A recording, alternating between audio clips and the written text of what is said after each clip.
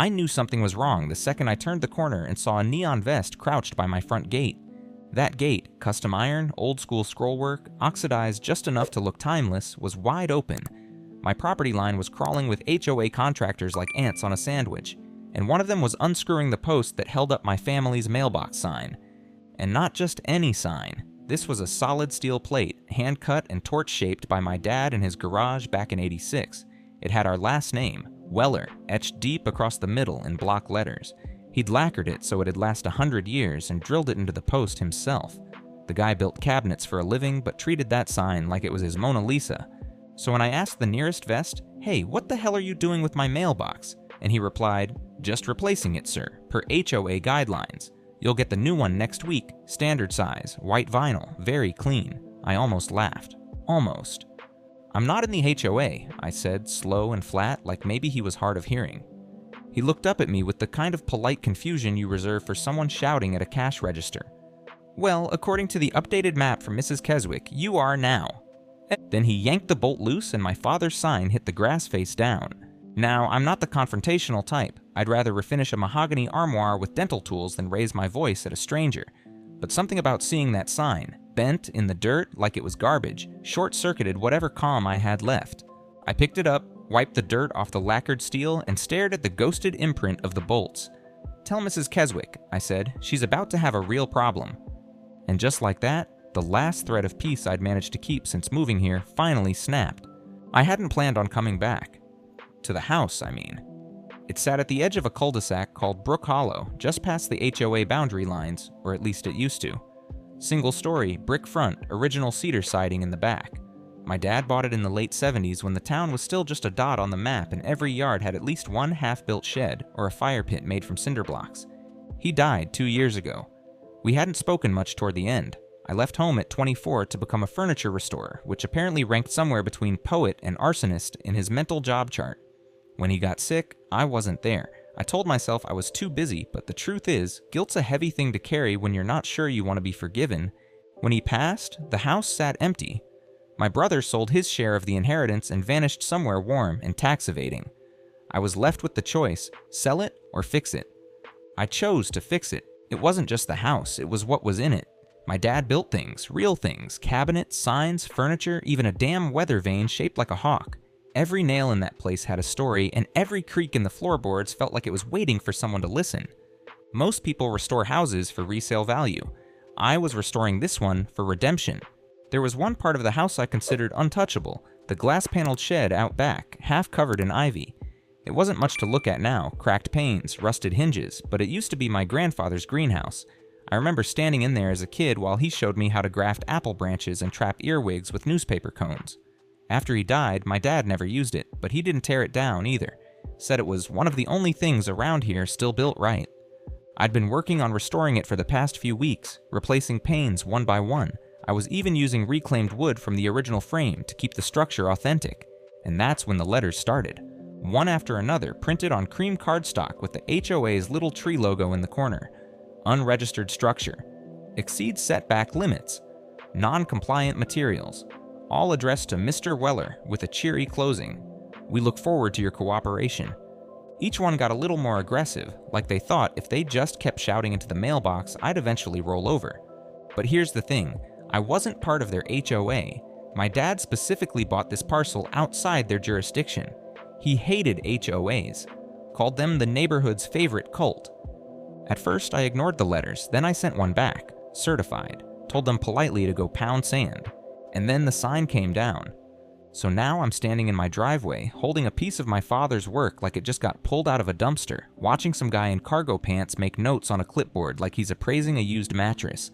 And for the first time since I moved back, I realize I'm not just restoring a house. I'm about to go to war over it, and I'm going to win. So 2 days after the mailbox incident, I get this envelope taped to my front door. Not in it. Not slid under the mat. Taped. Right across the middle of the storm door with about 3 feet of scotch tape in what I assume was pure spite. Inside was a notice from the Brook Hollow HOA, a group I'm still not a member of, by the way, declaring that I had exactly 10 days to remove a non-compliant external structure from my property. Now I knew exactly what they meant. The greenhouse, my grandfather's old glass shed. They didn't bother naming it in the letter. just called it a hazard, a visual blight, and an active violation of Article 4, Section 3 of Brook Hollow Community Architectural Standards. Which, again, I don't follow, because I live outside Brook Hollow. At this point, I'm pissed, but I'm still trying to be civilized about it. I call the number listed in the letter, generic HOA hotline, probably routed through somebody's laundry room, and after 3 or 4 rings, I get her. Linda Keswick. You ever talk to someone who smiles with their voice? That's Linda. She sounded like a sweet, well-meaning aunt, if your aunt ran a pyramid scheme and smiled while burning down your shed. "Oh, hi Clay," she said like we were old friends catching up at Trader Joe's. "I was hoping you'd call. I figured that letter might have gotten your attention." I told her calmly that there must have been some mistake, that my address wasn't part of the HOA, never had been, and that I had no intention of tearing down a structure that had been here longer than the damn subdivision. She gave this little fake laugh and said, "Well, that's where things get interesting. Apparently, and I'm quoting here, due to recent adjustments in the HOA's extended governance perimeter, whatever the hell that means, your property now qualifies as part of the Brook Hollow Preservation and Visual Integrity Zone." What is that, you ask? Great question. I asked it too. She said it's a new initiative to keep neighborhood aesthetics harmonious by managing adjacent visual impact zones, which I guess is HOA speak for we're now pretending your yard is ours. I told her flat out that my parcel was bought specifically to avoid HOA regulation, that my dad would have sooner eaten a bucket of roofing nails than sign over control to a bunch of clipboard warriors. And then she hit me with it. "Well, I'm sure your father meant well," she said, syrupy as pancake batter. "But decisions like that can have long-term consequences if they're made in isolation. Brook Hollow is evolving. We're all part of a larger picture now." That was the moment I knew. This wasn't a misunderstanding. This was personal. She'd already made up her mind. In her head, I wasn't a neighbor. I was a stain, a rogue element, some holdout who didn't get the memo that the cul-de-sac had rules now. I told her again, firmly, "I'm not part of your HOA. I never signed anything. My father never signed anything. And unless she had a court order, she needed to back off." She sighed, like I was a toddler refusing broccoli. "Well, I hope we can count on your cooperation, Clay. I'd really hate for this to escalate." And then she hung up. No goodbye, no have a nice day, just click. The next morning, I woke up to find orange stakes driven into the ground along my driveway. Little plastic flags fluttering in the wind like victory banners. They ran all the way down the eastern edge of my property and just barely touched the greenhouse. I didn't know exactly what they were marking, but I didn't need to. It was a message. Linda wasn't asking, she was claiming, and I was about one more flag away from taking a blowtorch to her precious visual harmony. I should have known they weren't done.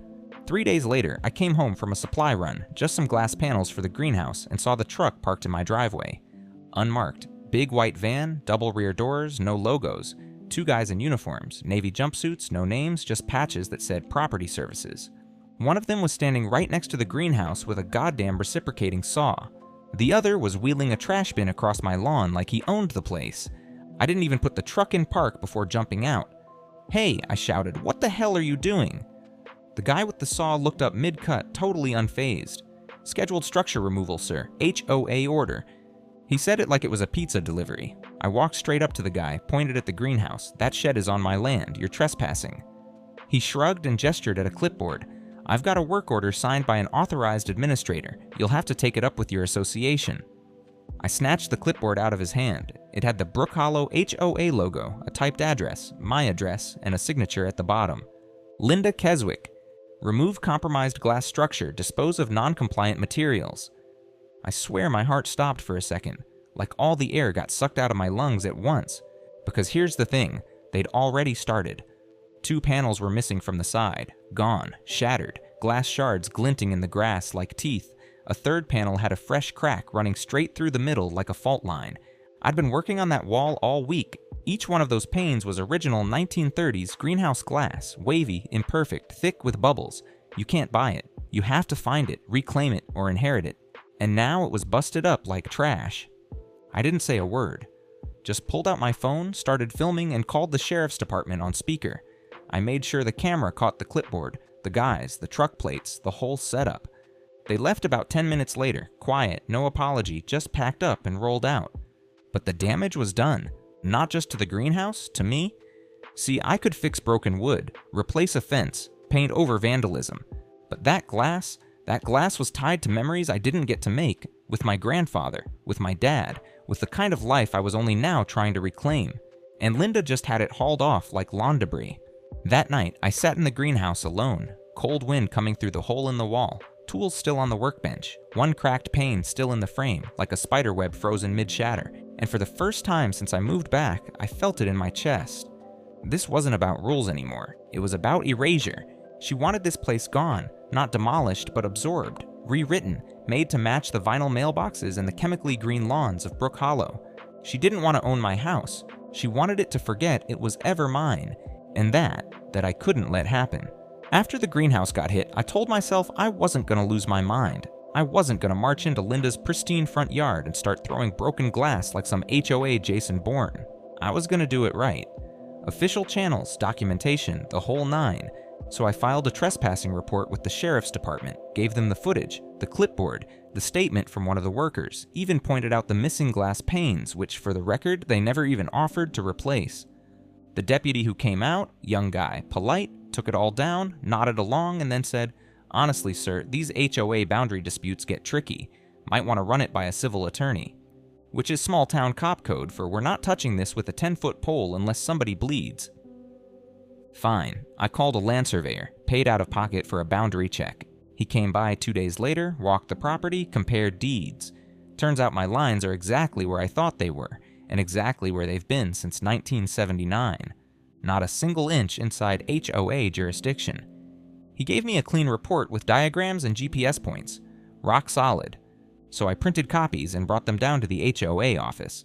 It's inside this weirdly fancy converted model home at the front of Brook Hollow. White columns, oversized door, bowl of mints by the reception desk like they're a dentist's office, not a neighborhood cult headquarters.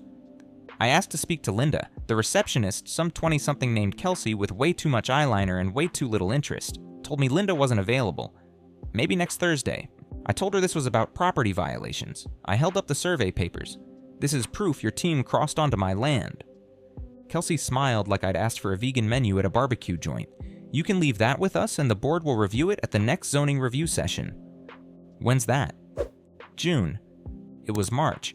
I left the papers anyway, but not before writing "not in the HOA" across the top in red Sharpie. After that, I tried emailing. No reply. Tried certified mail. Got a standard HOA response form with my name misspelled and a quote from the Brook Hollow Charter about community cooperation in transitional districts. I even tried showing up to a public HOA meeting. It was held in the clubhouse, which used to be a gym and still smells like one. Folding chairs, coffee in a dispenser, maybe 15 people there. Linda stood at the front in a powder blue blazer talking about flower bed height restrictions like she was addressing Congress. When I raised my hand, she ignored me. When I stood up, she said I was not recognized. When I spoke anyway, she smiled that weaponized PTA smile and said, "We'll handle individual grievances through the proper private channels." I said, "The proper channel cut holes in my grandfather's greenhouse." Dead silence. Then she said, "Thank you for your input," and moved on like I'd asked if the muffins were gluten-free. That was the moment it clicked. She wasn't trying to scare me off. She was trying to wear me down. Drown me in forums and fake meetings until I got tired, gave up, and maybe listed the property just to be done with it. Because people like Linda don't need to win in court. They win in attrition. They bet on you getting exhausted. They bet on you folding. But here's the part she miscalculated. I restore furniture for a living. I once spent 14 days unwarping a 19th century desk drawer with nothing but steam, pressure, and stubbornness. I am professionally patient. So I sat in my truck that night, parked in front of that stupid fake colonial clubhouse, and looked at the glowing Brook Hollow HOA sign, and I made a decision. If Linda wanted to play the long game, then she picked the wrong damn hobbyist. About a week after the HOA meeting, I finally cracked and did the thing I'd been avoiding since I moved back.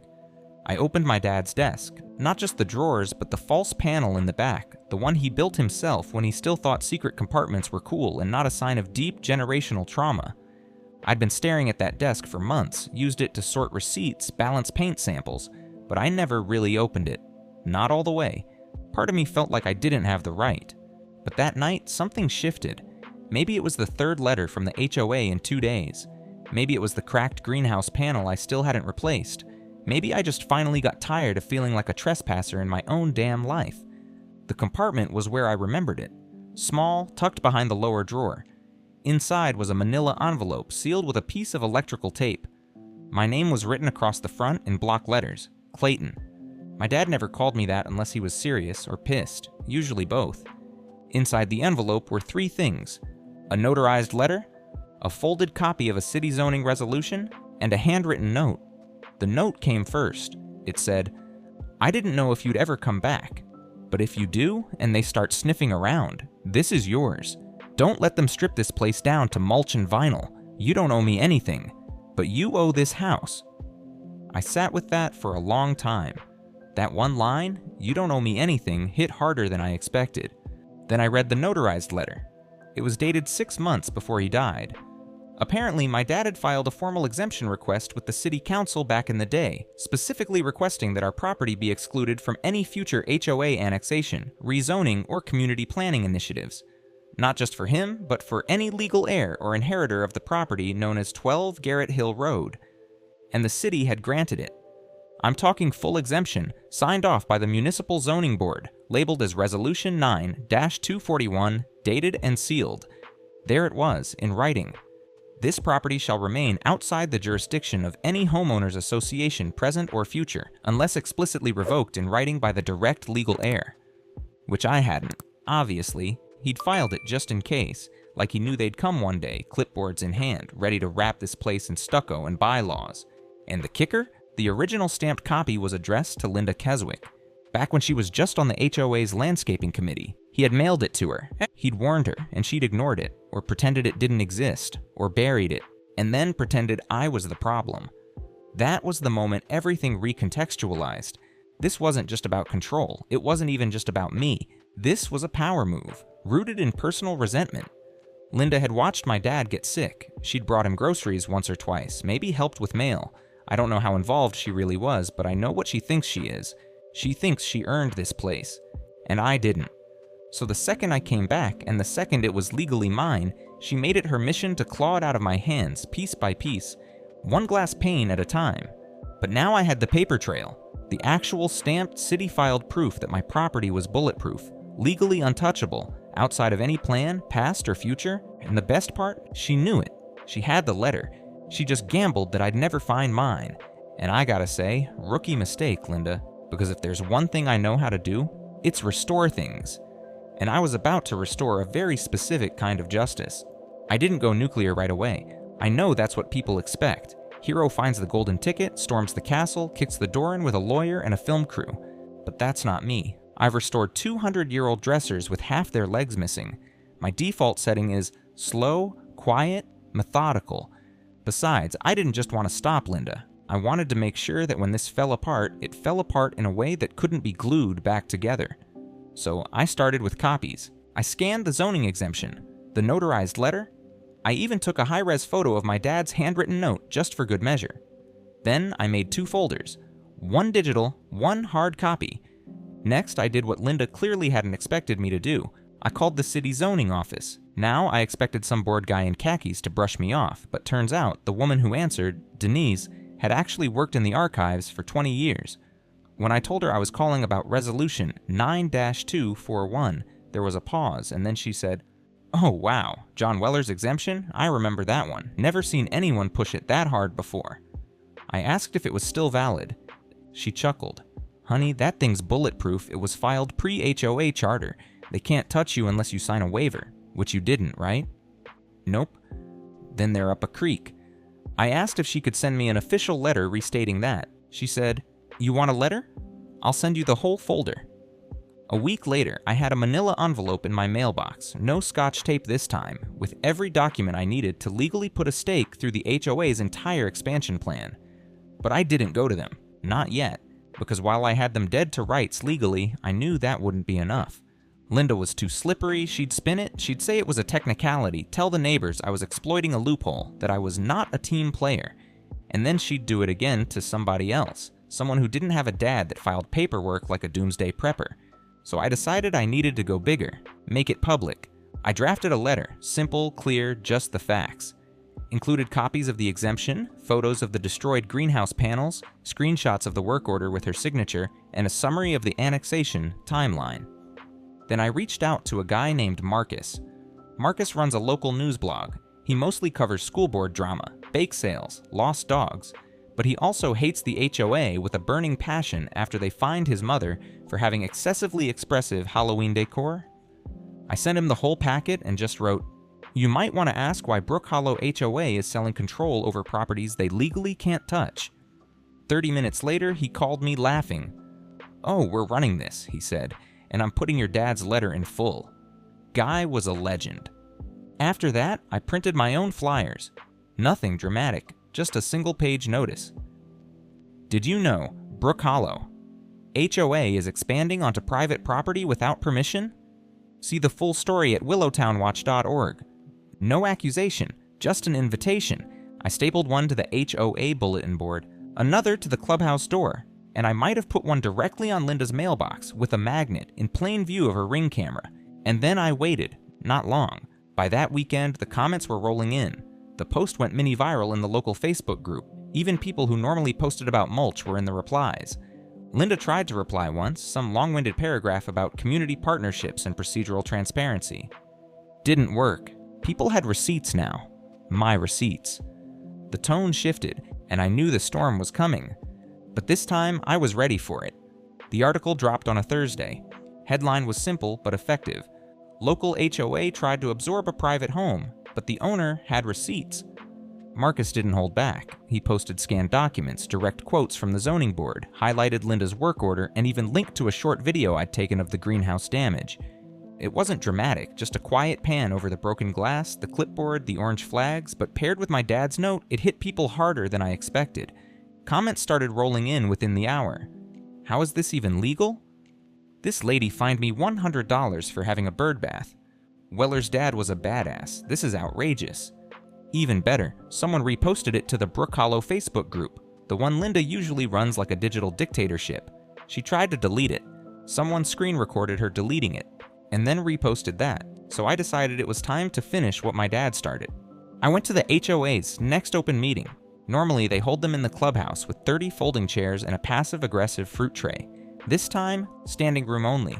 Some people were sitting on the floor. At least 2 brought popcorn. I walked in holding a binder, not a fancy leather one, just a black Staples 3-ring full of evidence. Linda was already seated at the front table, surrounded by the board. She saw me, tried to smile. It didn't stick. She opened the meeting with some nonsense about maintaining community values and rumors circulating online. I waited. Waited until public comment, then stood up, held the binder with both hands, and said, "My name is Clay Weller. I live at 12 Garrett Hill Road, and I am not a member of this HOA. Never was, never agreed to be, and I have the legal documentation to prove it." You could hear a pin drop, or maybe a cell phone recording. I laid it all out. Calm, clean, no yelling. The zoning exemption filed by my dad, the city records confirming its validity. The letter Linda received 10 years ago and ignored. The work order she signed authorizing destruction of private property she didn't control. The refusal to respond to certified letters. The lies about shared governance zones. Every point had a tab. Every tab had a copy. When I was done, I handed the binder to the HOA's secretary and said, "You can keep this. I've got 10 more. Linda started to speak. Something about misinterpretations and administrative confusion. But someone in the back shouted, "Then why'd you try to bulldoze his shed?" A few people clapped. Someone muttered, "Damn right," loud enough to be picked up by 3 different iPhones. It unraveled fast after that. A woman on the board, Nancy I think, stood up and said she'd never seen that exemption, and that if what I said was true, then we owe Mr. Weller a public apology and possibly a settlement. Linda tried to laugh it off, said something about respecting the process. Marcus, bless him, was sitting in the 3rd row with a camera and a press badge he printed at Kinko's.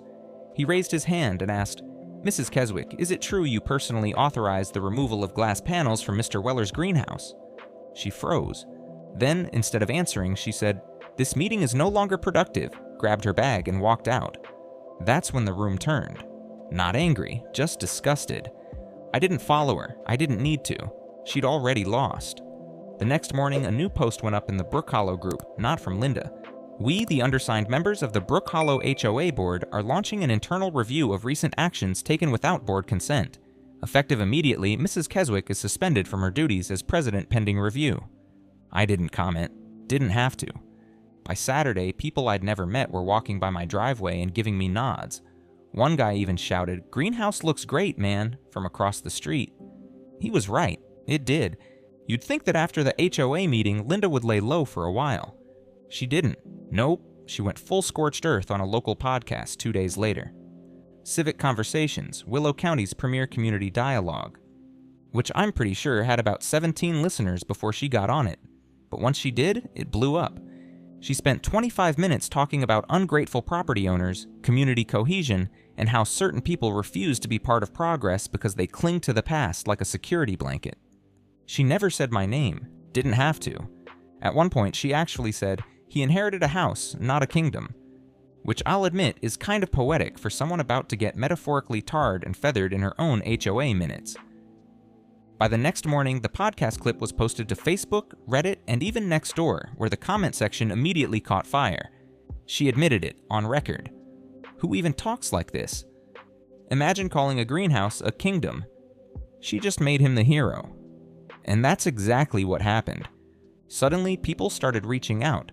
Turns out I wasn't the only one Linda had pulled stunts on.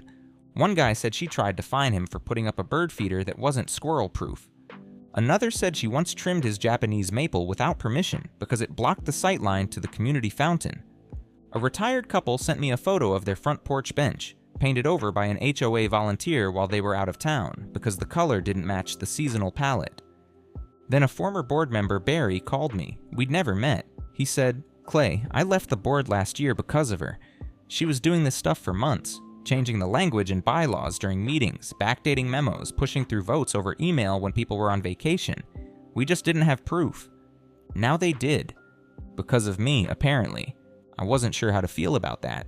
Meanwhile, the city's zoning office posted a quiet, one-paragraph update on their website.